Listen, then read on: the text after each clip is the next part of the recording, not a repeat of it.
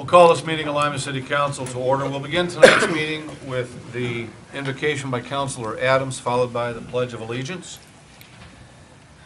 Dear God, we come tonight to bow our heads and open this meeting in prayer. We ask that you bless our officials and citizens attending tonight's meeting. May we grasp those things that you want us to understand. May our hearts always be ready to respond to you in your wisdom. We pray these things in Jesus' name. Amen. Amen. I pledge allegiance to the flag of the United States of America and to the republic for which it stands, one nation under God, indivisible, with liberty and justice for all. We'll have the clerk call the roll. Mr. Gordon? Here. Mr. McLean? Here. Mr. Lowe? Here. Mr. Tebben? Here. Miss Adams? Here. Mr. Glenn? Here. Mrs. Miles? Here. And Mr. Nixon. Here. There are no amendments to tonight's agenda under the consent calendar. Mr. President, Mr. Tebben. I move that item A of the consent calendar be received, filed, and approved, and items B, C, and D be received and filed. Second. Motion on the second is to receive and file and approve item A and receive and file items B, C, and D. Is there any discussion? All those in favor of the motion signify by saying aye. Aye. Those opposed? The motion carries. Communication number 1. From the Director of Community Development regarding legislation to place demolition assessments. Mr. President, Mr. Glenn. I move that communication number 1, receive and file legislation on the night agenda. Second. The motion on the second is to receive and file communication number 1. Is there any discussion? All those in favor of the motion signify by saying aye. Aye. Those opposed? The motion carries. Communication number 2. From the Mayor regarding an appointment to the Civil Service Board. Mr. President, Mr. Lowe. I move that communication number 2 be received and filed. Second. The motion on the second is to receive and file communication number 2. Is there any discussion? All those in favor of the motion signify by saying aye. Aye. Those opposed? The motion carries. Communication number 3. From the Auditor regarding contract labor report. Mr. President, Mr. Lowe. I move that communication number 3 be received and filed. Second. The motion on the second is to receive and file communication number 3. Is there any discussion? All those in favor of the motion signify by saying aye. Aye. Those opposed? The motion carries. Communication number 4. From Mark Walters requesting a moral obligation claim. Mr. President, Mr. Lowe. I move that communication number 4 be received and filed. Second. The motion on the second is to receive and file communication number 4. Is there any discussion? All those in favor of the motion signify by saying aye. Aye. Those opposed? The motion carries. Communication number 5. From the Director of Public Works regarding legislation to enter into a contract with R.D. Jones Excavating. Mr. President, Ms. Adams. I move that communication number 5 be received and filed. Legislation is on tonight's agenda. Second. The motion on the second is to receive and file communication number 5. Is there any discussion? All those in favor of the motion signify by saying aye. Aye. Those opposed?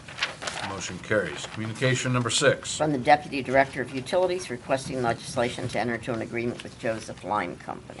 Mr. President, Mr. McLean.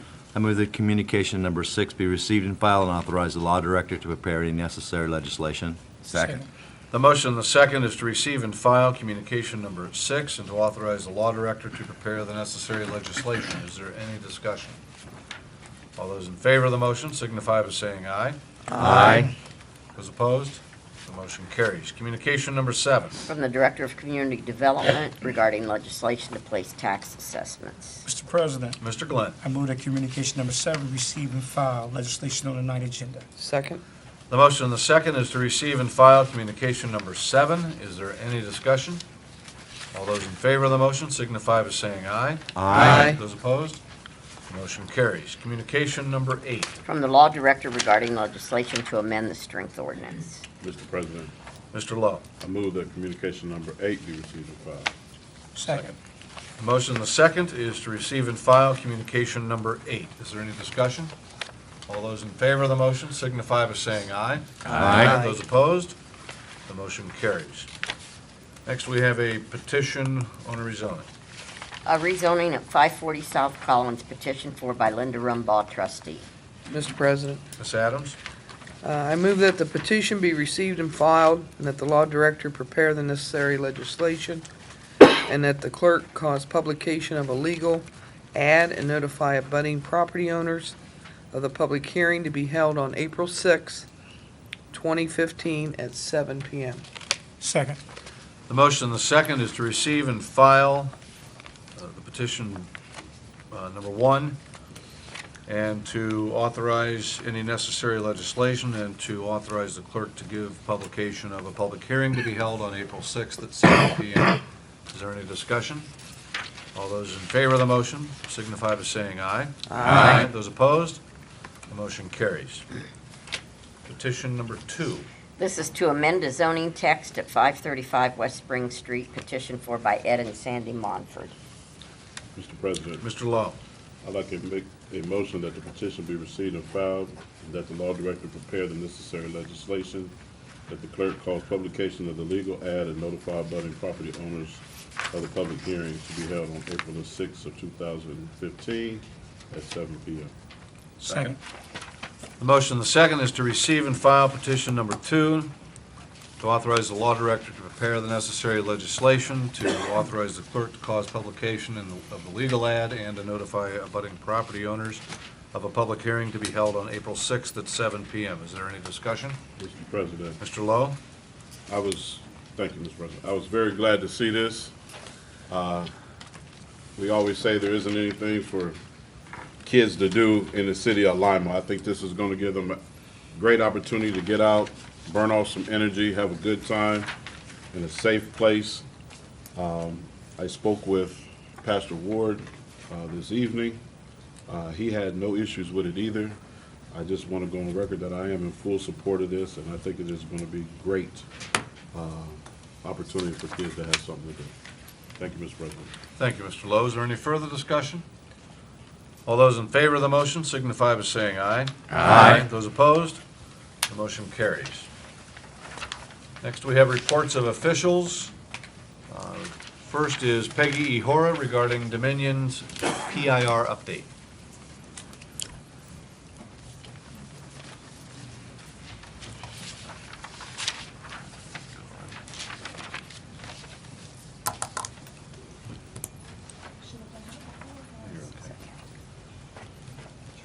Aye.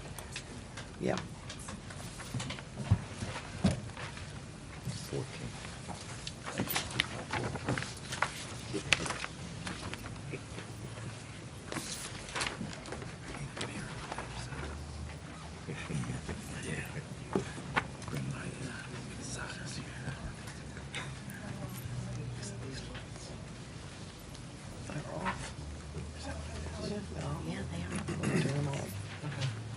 Thank you for having us.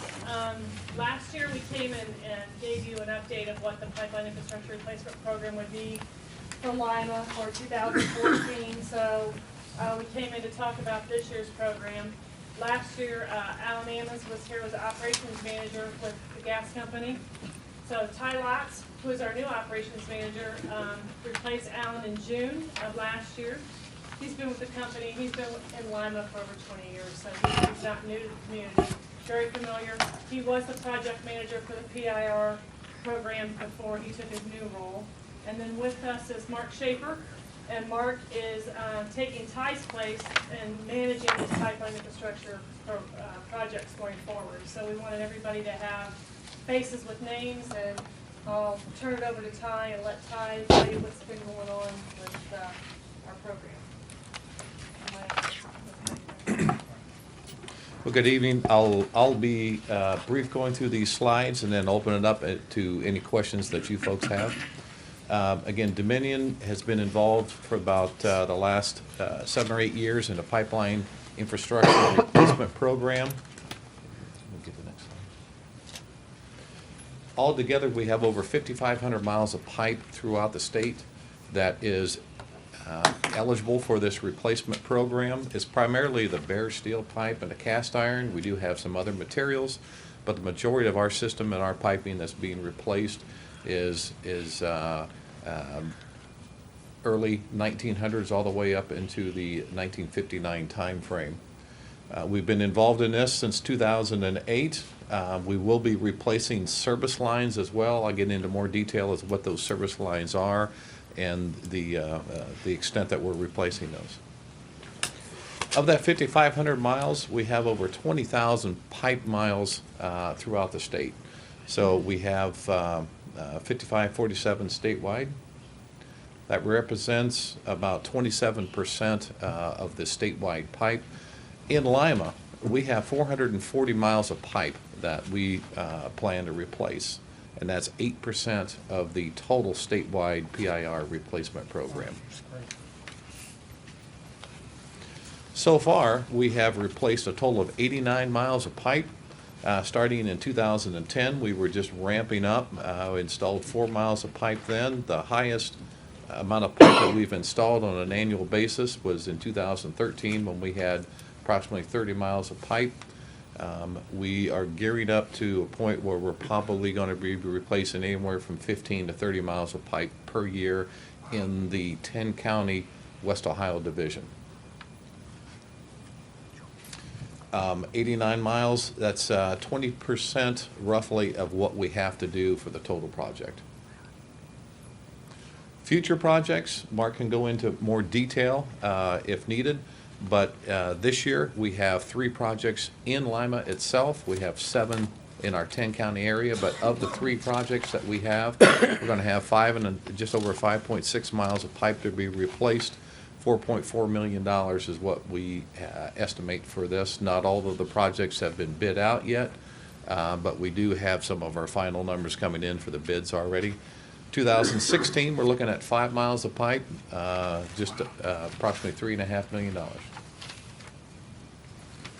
You can see on this slide, this is just an overall outline of the Lima area. The highlighted in blue are the projects that have been identified for future projects. Not all of those are going to be in 2015 and 16. Some of them have not been scheduled yet, so we don't know a date for those. You can see some areas that are missing.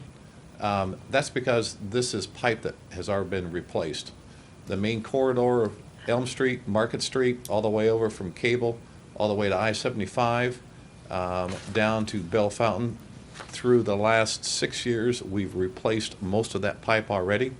Between Kibbe, St. John's, this section over here has already been replaced, as several blocks south of Elm Street. So that's not highlighted because we've already completed those areas. A lot of activity. We've spent close to $51 million just since 2008 in our division. Service lines. Part of the program that we have for replacing the PIR projects is the service lines. Main lines, typically out in the street, that carries the gas from throughout the community. We have always owned from the main line up to the curb or the property line. Downstream of that curb, all the way up to the meter, has always been considered customer-owned service line. When we were granted authority to proceed with this project statewide, the Public Utility Commission requested that as those service lines leak, that we take possession of those. So we are replacing at our expense all the way up to the outlet of the meter. Anything downstream of the meter into the house is still the customer's property, still their responsibility if there's any leaks. But we are replacing all the lines up to the meter set itself.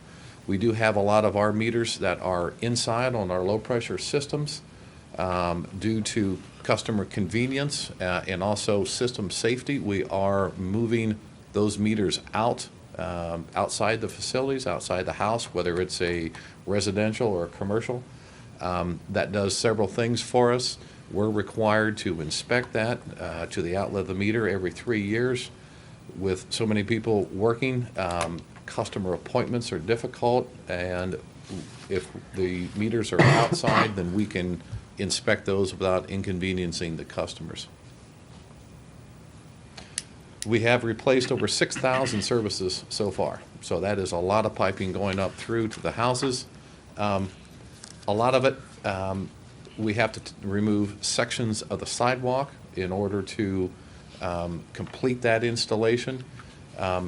We do replace that and roll that into the project cost, so there's no cost to the customers for that as well. It is a inconvenience to get into somebody's house. We have to schedule with them in order to relocate that meter to the outside. Our employees, our inspectors, and the contractors work with the homeowners to come up with a location for that meter where it's going to be located to the outside, and then schedule to get access with those homeowners and business owners. This whole PIR process does significant things for us. Improved system reliability is the first and foremost. When we're replacing these lines, we typically upsize those, gives us additional capacity, gives us additional room for growth for low growth, both commercial and residential. It reduces unplanned disruptions if we have any leaks, or if we have any third-party damage where we may have to shut the gas off to make a repair. Now, in our designs, we are connecting dead ends so that we have more of a two-way flow of gas, so that we don't have to disrupt the customers if at all possible. Again, we're replacing a lot of the sidewalks, tree lawns, and any of the approaches for driveways that we have to remove. Those are all being replaced as well. Just as a side note, Peggy asked that I put this in here. Dominion, in addition to spending over $50 million in our infrastructure replacement program, does get involved with being, a corporate citizen, providing different grants and whatnot to local agencies. We've spent and donated $125,000 just in the last 4 years to our 10-county area. Oh, I'm sorry, that's just Lima. And that's it. Any questions? Mr. President. Mr. Lowe? Yes, sir. I'm glad to hear this. Sounds wonderful, but I do got a question from some of the things the residents asked me. How do you choose which section you take on next? Is it through reports from residents, or your gentleman that's out working in the field that knows what's going on? How can somebody report if they have an issue? And what do you consider to be first?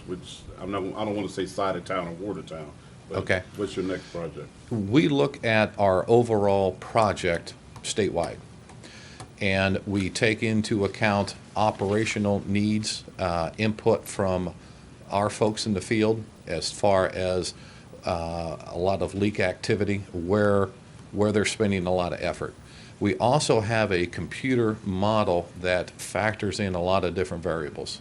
It'll factor in the age of the pipe, it factors in the material, it factors in the coating of the pipe, leak history, whether it is under concrete cover or in the sod.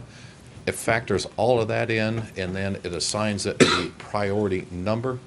Then we look at how we can best balance our workload on a statewide basis. We don't want to overwhelm a community and have too much construction in one area. So that assigns the overall project priorities that we have. We also work with the different municipalities to try to coordinate any street resurfacing programs or anything that would drive our overall timetable. Okay. That gives me some understanding. The reason I asked, okay, I know of an alley, specifically in my ward, that I didn't understand that you was doing it based upon the state. I just thought it was Lima only, okay?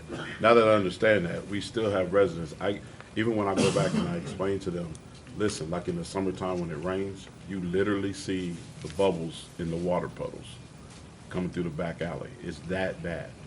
And it's been reported. And I know that they've went out. Anytime that I've ever called Miss Peggy, she answers.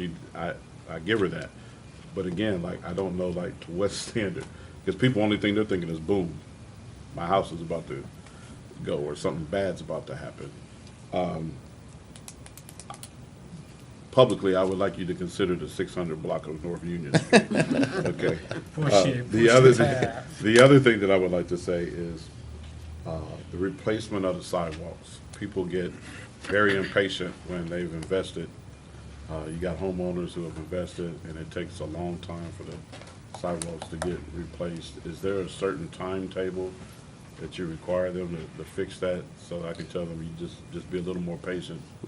We don't have a set timetable on the replacement. Obviously, as that project progresses, the sooner they can get in and clean up after themselves and move on to another street, they do. A lot of it will depend on when they can schedule the concrete crews and also the concrete trucks. So there a lot goes into the restoration. That's one of the issues that we continue to focus on. It's not just the hard restoration like sidewalks, it's also the soft restoration. That's where we get most of our customer complaints is Yeah. either it's not done in a timely fashion Right. or it's not done to the customer's satisfaction. So we would encourage that if a customer is dissatisfied with that restoration, let us know, let Peggy know, or myself or Mark, and we follow up with the contractors to find out what the circumstances are. Thank you. We do have, with some of the customers, we've gone out, I know in Teresa's area, there's times even when we've done restoration, something's happened, and whether it's a concrete issue, whether, you know, it's a soft restoration, we go back. I mean, just because it's been a year or so, it doesn't mean that we won't go back. And we get those calls and we respond to them as we get them. So it's, you know, different contractors use different restoration people, techniques, timetables, so we just try to work, like Ty says, we'll get back with the contractor and find out what's going on. But if you have those problems, just keep calling us, we'll keep addressing them. It's not a perfect system by any means, it never is, but we try to address them when we get them. Any other questions? Mr. President, Mr. Glenn? yes, I have a couple questions there. First of all, I appreciate you guys, in some of the areas you guys put sidewalks in that people was very happy about because they had chip on their sidewalk, the contractor came in, and the contractor is very communicated. You know, if you have a problem, you go in and talk to him, he said, I'll handle it. So we didn't really have to make a lot of calls in some of the areas. But a lot of folks called me about, everywhere I go, from Walmarts and all around, saying, why can't we be an employee here? You know, we got a lot of money we spending here. Could this company hire us, you know, give us a job? I mean, that's the question I'm getting everywhere I go. And I knew you guys was coming tonight, and I said, I'm gonna ask you guys that. You know, I mean, at church, everywhere, people ask me them questions. I don't know how this contract is. Would they hire some apprenticeship people in there in the work because they're gonna be in Lima for a while here? You know, I can't answer the question as far as the contractors. Some of the contractors are local, some come in from throughout the state, some of them even come in from out of state. But like any other employer, they're looking for good people. Right. You know, from a Dominion standpoint, you know, we just actually have advertised for two positions in the last month. yeah, I seen So, that. Yeah. Yeah, that question came Yeah. about because they want to get involved. And one guy I laid cement, and I've been doing him laid off now. You know, he want to get involved with it. But you guys been very patient. The guys been very good. When they worked in the area, you talk to them. You got a problem, they take care of it. They try to take care of it real quick without making phone calls. Good. I don't think I made any phone calls. I'll go right to the foreman and he handled the problem there. So they doing a good job there. What I see now. That's good to hear. Thank you. I will tell you too, Councilman Glenn, that what we are getting ready, as a matter of fact, we're meeting with Jill in a week or so. We're meeting with the tech programs, and we're gonna start having discussion with the schools to talk about skill sets Okay. and opportunities. Well, You know, we've talked about maybe doing some kind of rodeo of some sort. Good. Hands-on, for kids to be able to come out and get on backhoes and Oh, that'd be and great. understand the work. That's- Because we think a lot of times people don't understand the skill sets that are needed for the jobs that we have. So we are actively, since Ty has been here, the last few months, we've actively been trying to work with school districts to identify opportunities. That's great. For kids. 'Cause working for Dominion We have Gas, aging workforce just like everybody else. Right. So That's- we're looking at. that's great. And we'll practice on Councilman Lowe's street then when we. I think that's what we should have done. Yeah. Campaigning hard to get it fixed.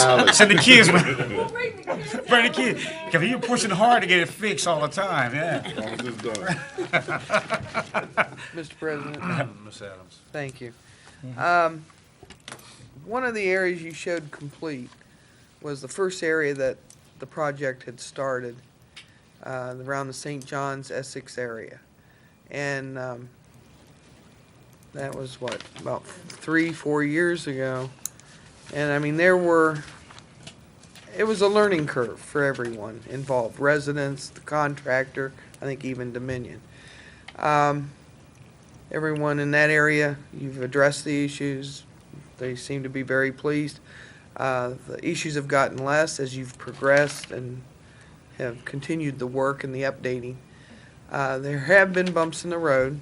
My usual contact has been through either Howard Elstro, Director of Public Works, or the city engineer, who contacts the office in Cleveland.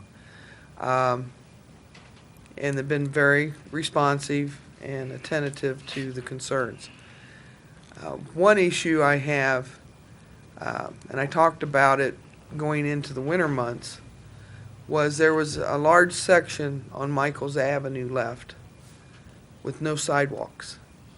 And residents were concerned due to the city code of snowfall and having to clean walkways for kids to go to school. You know, it was just gravel. And some attempted snow blowers, thought, well, this isn't gonna work, you know, I can't shovel it. And plus, we didn't want the residents getting notices that you didn't shovel your sidewalk because you couldn't see under the snow that they didn't have one. But in the future, going into the winter months, either make provisions to put plating down, boards down, or don't even attempt to break up the sidewalk. You know, work in the alleys, work, you know, in other areas, so that the residents aren't left without sidewalks and a good path to schools. We are attempting to minimize the amount of activity, the construction activity that we have for the winter months. It's less effective and efficient for the contractor. Right. You have delays in the restoration and the seeding and whatnot, so we are trying to minimize that. But we're trying to get as much activity, as much pipe replaced as what we can each construction season. So I hope that in future years we'll have less disruptions like that, and it might be that that section of sidewalk just for some reason got skipped.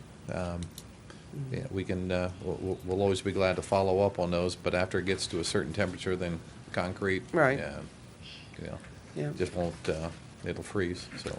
But like I said, it's gone a lot smoother as you've moved and you're in other areas of my ward and other areas of the city. But and it's good to put names with faces, as always. I'm pleased that you're here tonight. I have another question, and it concerns an alley. When the main line goes down the alley and they're being fed into the back of the house, where is that meter going to end up when you bring it outside the home? It could end up typically on the side of the house in that scenario. We have cases where we have left them in the rear. We try not to put them in the rear of the house because of fences. If our employees have to get to that meter in an emergency and it's inside of a fence that's locked, that causes delays. So typically, we'll try to put them on the side of the house in that scenario. We do have a lot of pipe that was originally installed, you know, in the first 50 years of the last century, was installed in alleys. We're finding now that with bigger equipment, that alley is just not conducive to maintaining that facility. So we are putting more of our pipe in the front of the houses now, as opposed to the rear and rear easements and alleys as well. Some alley work's been done off of Eureka, between, I think it's Prospect and Harrison, and I've taken pictures and sent them on to the Public Works Department because there was a concrete apron and the contractor has filled it with blacktop. And I'm assuming they're gonna come back and fill it with concrete. I can check into that, but Okay. typically we replace concrete with concrete. Right. You know, we do follow the city specs on hard surface restoration. Okay, well, that's why I flagged it to Public Works, because it looked like a temporary backfill until maybe the concrete got ordered or came into town and they were gonna remove the blacktop, but as of yet, it's still blacktop, the section. And, And when was that project, or that? I was probably done in September, October. I mean, I still have the pictures, and Okay. so, I'm hoping this spring to see that replaced with concrete then. I know the residents do too for access. Thank you. Thank you, Mr. President. Thank you, Ms. Adams. Any other questions? I don't think so. Thank you very much. Thank you for your time. Appreciate the update.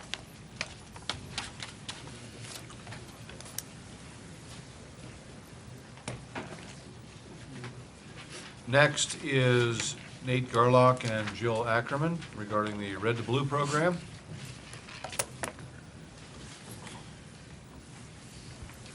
Good evening. Good evening. So Peggy alluded a little bit to the fact that we are working with our kids on some skilled workforce development type things. And in the Lima City Schools, it is our mission and our vision to ensure that our students become familiar with the kinds of jobs that are available in this community. Because we know that through our work, that there are a lot of skilled trade jobs available. There are city jobs available, there are jobs in the area of criminal justice that are available, and we truly came to a point where we felt that we don't think that our kids are really aware of everything that's out there for them. We want them to graduate from Lima Senior High School and return to the Lima community. And that is what we preach to our kids. We do not want them to leave. So with that being said, we have had for several years a great relationship with the Lima Police Department, a good partnership. And we were able, through our grant last year that was collectively written, to employ Officer Nate Garlock as our school resource officer.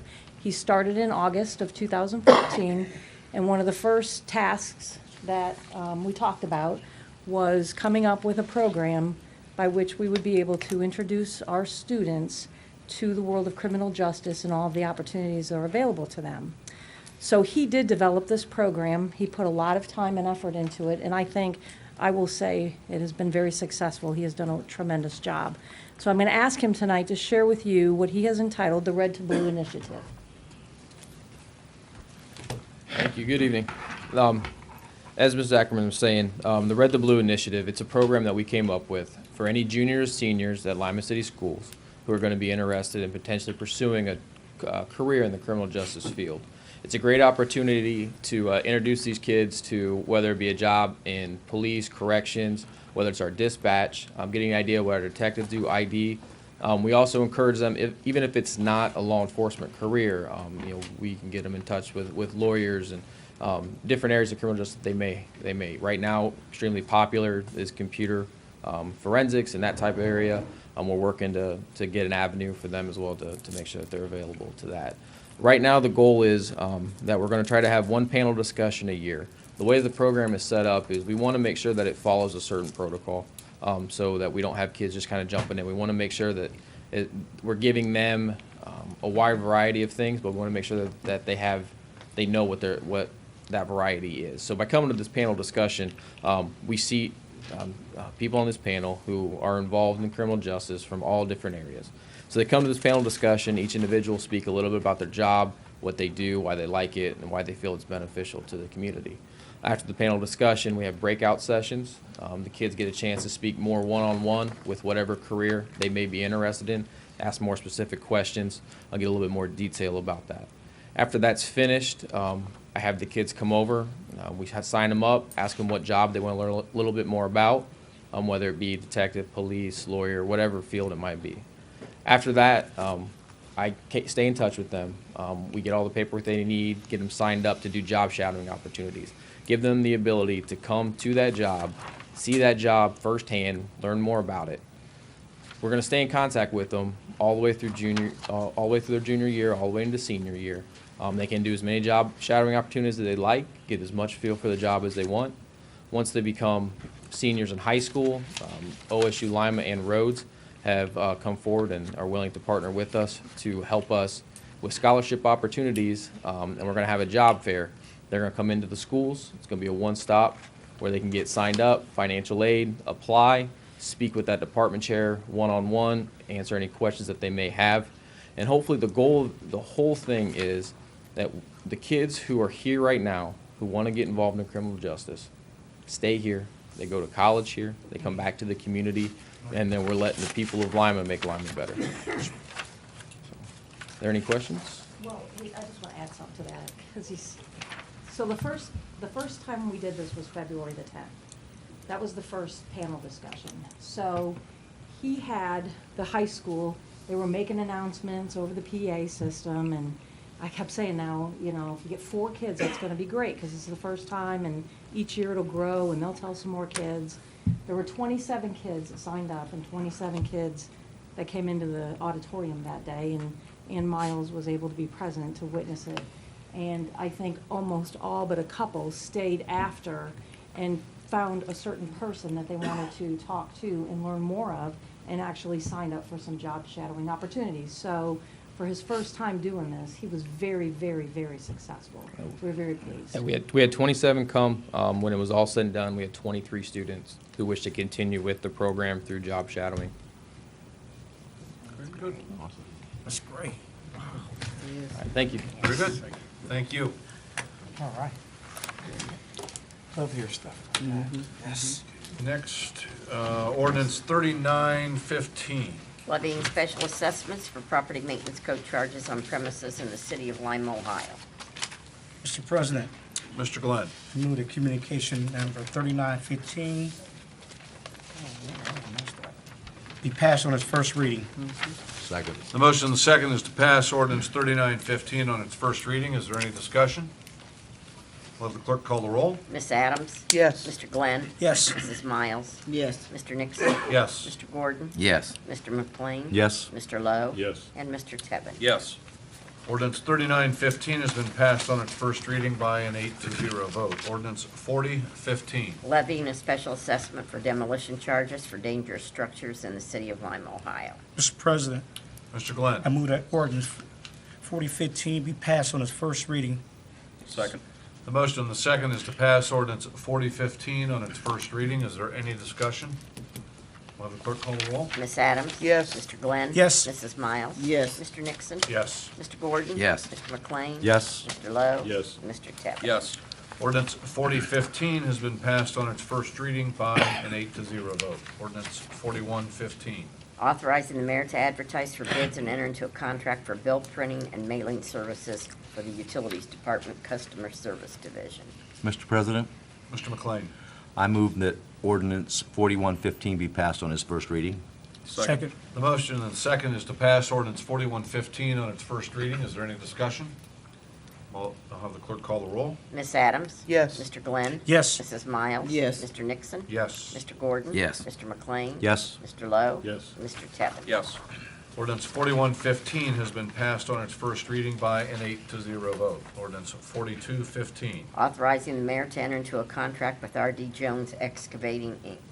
Mr. President, Ms. Adams. I move that ordinance 42-15 be passed on its first reading. Second. The motion and the second is to pass ordinance 4215 on its first reading. Is there any discussion? I'll have the clerk call the roll. Miss Adams? Yes. Mr. Glenn? Yes. Mrs. Miles? Yes. Mr. Nixon? Yes. Mr. Gordon? Yes. Mr. McLean? Yes. Mr. Lowe? Yes. And Mr. Tevin? Yes. Ordinance 4215 has been passed on its first reading by an 8-0 vote. Ordinance 4315. Establishing the positions and classifications hereinafter set forth and fixing the salary and compensation of such positions and classifications, repealing existing inconsistent ordinances as herein described. Mr. President, Mr. Lowe. I move that ordinance 4315 be passed on its first reading. Second. The motion and the second is to pass ordinance 4315 on its first reading. Is there any discussion? We'll have the clerk call the roll. Miss Adams? Yes. Mr. Glenn? Yes. Mrs. Miles? Yes. Mr. Nixon? Yes. Mr. Gordon? Yes. Mr. McLean? Yes. Mr. Lowe? Yes. And Mr. Tevin? Yes. Ordinance 4315 has been passed on its first reading by an 8-0 vote. Next is miscellaneous business. Ms. Adams. Thank you, Mr. President. I'd like to refer the issue of amending zoning of Class 1 and or Class 2 business district for use, for allowable uses to incorporate commercial recreation to the Public Works Committee. Second. The motion and the second is to refer the issue stated by Councilor Adams to the Public Works Committee. Is there any discussion? All those in favor of the motion signify by saying aye. Aye. Those opposed? The motion carries. I'd like to call for a Public Works Committee meeting for next Monday, March 2nd at 5 p.m. The topic will be the continued discussion of the Design Review Codified Ordinance, Chapter 1409, and the issue I just referred to the committee, amending the zoning of Class 1 and/or Class 2 business district for allowable uses to incorporate commercial recreation. As that will affect, the zoning is more citywide for future business districts, not solely for the issue of the petition that was before us tonight. That's for future, hopefully, growth, encouraging businesses. I would like to call a neighbor, or not call, I'd like to announce Hope Neighborhood will be starting up their meetings again. They take a winter break, and spoke to the president, Bill Jackson, today to confirm it. Hope Neighborhood will be meeting Tuesday, March 3rd at 6:30 at Unity Elementary School. And I'm really looking forward to seeing everyone, and hopefully they've all fared well and have stayed warm. Thank you. Thank you, Ms. Adams. Hopefully it'll be even warm by then, maybe.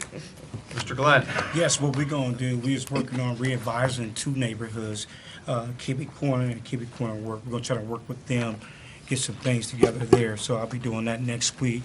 I'll be calling a couple of the peoples involved, and we'll see could we work on putting them back together. I appreciate it so much, Ms. Ackerman and Officer Garlock. That was great news. And I know Mr. Officer Garlock talked to me a lot about what he's doing in the school, and that's so great. And I was so excited about the jump up, because that's what we want to see, getting the kids involved. And when you say 26, that's outstanding. Oh, man, that was something we've been looking at. So anything I can do to help out, I'm willing to help out with that. And I appreciate Ms. Miles always there to support. And that's great there. So that's good. Also, I want to thank the NAACP, had a great dinner there, and great speaker, Mr. Williams, James Williams, who was a Human Resource Director under Mayor Gene Joseph. He came to speak, and I appreciate my Oscar I received. And it felt like an Oscar to me, because I appreciate the kind words that was given. And I know my wife couldn't make it, but it's really great. I thank you guys from the kindness of my heart. And I don't like receiving awards or anything, because my job is to work hard for the people in the city of Lima and also in the 6th Ward. So I thank you guys so much for that. And also I want to say a word out to my wife. I know I've been real busy with my father and doing different things. I want to thank her for allowing me to do that. And she watched me tonight. I'm done. See? Got that. Thank you, Mr. Glenn. Ms. Miles? Thank you, Mr. President. A couple of things here. I just first want to congratulate Autumn Swanson for being the newest addition to the Civil Service Board. I think she will be really a great asset to that team, and she brings a totally different skill set to it, and I'm looking forward to working along with her as we work on some of the civil service rules. I think it'll take a little while for her to get up to speed, but I think she'll do us very well. Yep. The Red to Blue program, I like Mrs. Ackerman mentioned, I had the opportunity to be there as far as the orientation and for the panel discussion. And yes, I was very, very pleased to see all of the kids come in to be a part of that program. And I think it was really great that they had various people from, the bailiff to the 911 communicator and the crime scene investigator. All those individuals came and they spoke and they gave the kids a typical view of their day and their duties. And I thought that was very enlightening for them to be able to talk to those individuals and maybe be interested in their positions here. After the discussion was over with, they broke up into their little groups here, and I went over and was talking to some of the students here who were still trying to decide where they want to go to have the one-on-one discussions. And one girl, she was saying, "Wow, I really would love to be a crime scene investigator." I looked at her like, "Oh no!" That's a tough job. You know, but she was very excited by what the guy had talked about as far as his job and what he's doing. Nothing I would be interested in, but you know, kudos to her for being interested in that particular profession. So I'm very, very excited about what Jill and Mr. Garlock are doing in the school system. We have to provide opportunities for our kids. I mean, if we want them to prosper and to come back to our city and to do great things, we have to prepare them, you know, in non-traditional ways. And I think they're doing an excellent job thinking outside the box, bringing resources to the high school, and doing some really, really great things. And I want to commend the staff, and I want to commend the police department for partnering with this initiative. And I really am looking forward to it going a long ways to bringing our kids, you know, the opportunities to not only to come back to our city and work here, but also to be able to have jobs that they can raise families, you know, and have benefits. And so I'm really, really proud of the work that the Lima City Schools are doing in this effort. Also, I want to commend Ed and Sandy Mumford for their new initiative. Again, great individuals who have been in our city all of their lives. They've had great careers, and they could very easily be sitting on the beach someplace in a warm climate, but they are here in Lima, still working and still trying to do things in our community, and I really, really applaud them for their efforts.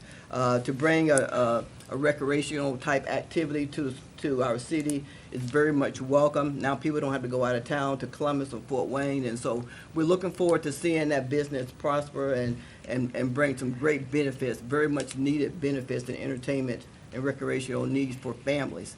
Families can go out and participate as a family in these activities. So very proud of them, and I really want to commend them and tell them thank you for your hearts for our city.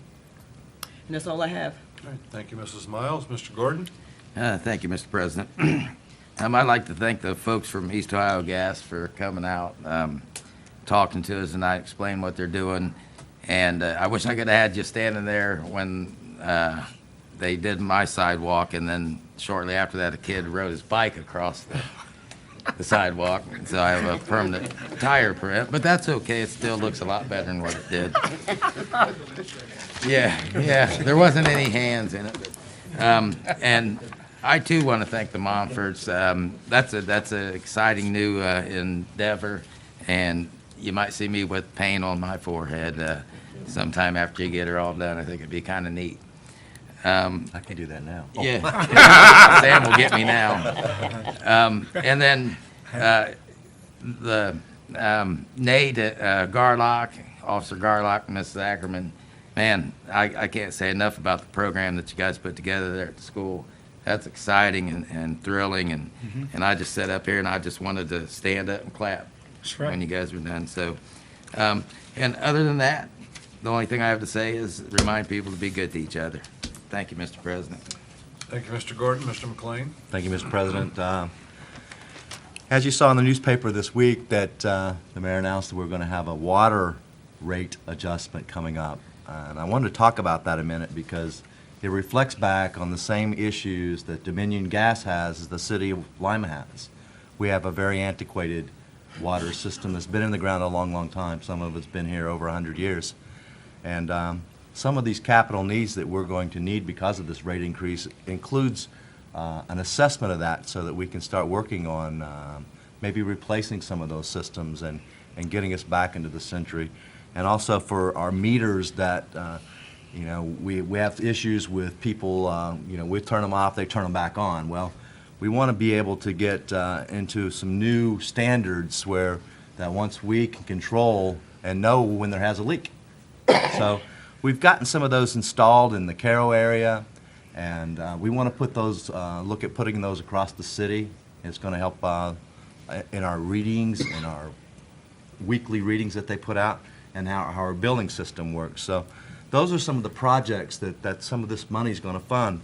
And we've got a couple of tanks, the water tanks, that have to be completely revamped, surfaced, painted, cleaned. and make sure they're not going to fall apart or leak. And those are quite expensive. We just put a new one up, $2.5 million out on the other side of town. And you know, we can't just replace those every year, but we have to keep them up. So with the average water user under the 300 cubic feet is about 97 cents, $1. Let's call it $1 a month. And for the people that are over that, you're going to be about $2 a month. But you know, what I asked them to do was to go out and look at our communities, our surrounding communities, to let us know what we are paying versus what they're paying. And you know what? We're still lower than most every community. Even with these increases, we're still lower. Does it get in our pocket? A little bit, yes.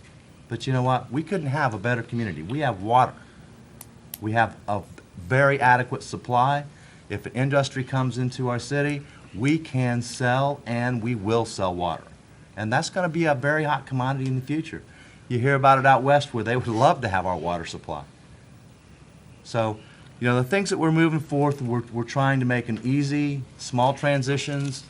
We'll have one starting in March and then again in January the 1st of 2016. These are small increases.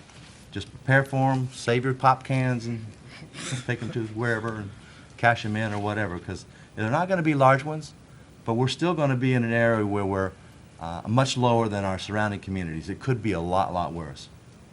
Thank you, President. Thank you, Mr. McLean. Mr. Lowe? Nothing this evening. Thank you, Mr. Lowe. Mr. Tevin? A couple of things. I would like to thank Officer Garlock and Jill Ackerman for the report on the Red to Blue program. That is great to be able to get kids at that age and get them interested and answer their questions and show them the opportunities that are there. And, you know, that's positive news for the community. And then followed up by Ed and Sandy Monfort's investment in the community. And when you read the letter that they submitted to the Planning Commission, I mean, it starts out in the first paragraph that they've always wanted to operate a business, but the stipulation was it had to be in the city. That is the kind of an attitude that we need, and people who are willing to have skin in the game and make that kind of an investment is greatly appreciated and is what will help move this city forward. I think what was interesting also was I had been past that building now that Spring Street is two-way, and wasn't that originally a Pontiac dealership, or many years ago was a Pontiac dealership? And then the other facility that you mentioned in your application used to be the Ford dealership, wasn't it, where Rite Aid sits now? Timmerman used to be there. So it's interesting to see that. I mean, that is a big building on Spring Street, and it's great to see that you're going to make an investment in it, and because if somebody doesn't, that's the type of a structure that will deteriorate over time and become a problem for not only the people in that neighborhood but the entire community. And you know, I'm sure that community or that neighborhood will appreciate the investment. So, you know, I'm asking that all city council members, when this does come back to us in the form of legislation, that we support this. It helps promote the positive image of the city, reuse of an existing building, individuals making that investment, and provide additional recreational opportunities for the young and young at heart. So maybe we can have a city council day where I could take shots at you guys. Might be fun. Thank you. You'd miss. I am going to ask one question. I should have asked it while you were up here, but Nate, when did this idea start with the Red to Blue initiative? It originally started once I took over the position as SRO. Was it in August? Yeah, in August. And Okay. Mrs. Ackerman and Chief Martin wanted to come up with an idea of we would blend criminal justice. Okay. I think it's a great program, and I'm glad to see that you had the results that you had, okay? I guess it's neat when these things come, but as it comes up tonight, people might have the idea that it just came to as an idea 3 weeks ago, and it didn't. It's been in the works for about 6 months, 8 months. And I think that it's great, and I'm glad that you came to inform us of how this is working and what the initial results have been. I too want to compliment the Montforts on their bringing the issue forward for the rezoning. One of the things that it has to go to committee, it has to be discussed because, quite frankly, it involves a change in the zoning code. And it's, again, our zoning code sometimes frustrates me because it's, in general, a 1947 document that has failed to be entirely updated to accommodate all of the different types of businesses that are out there today.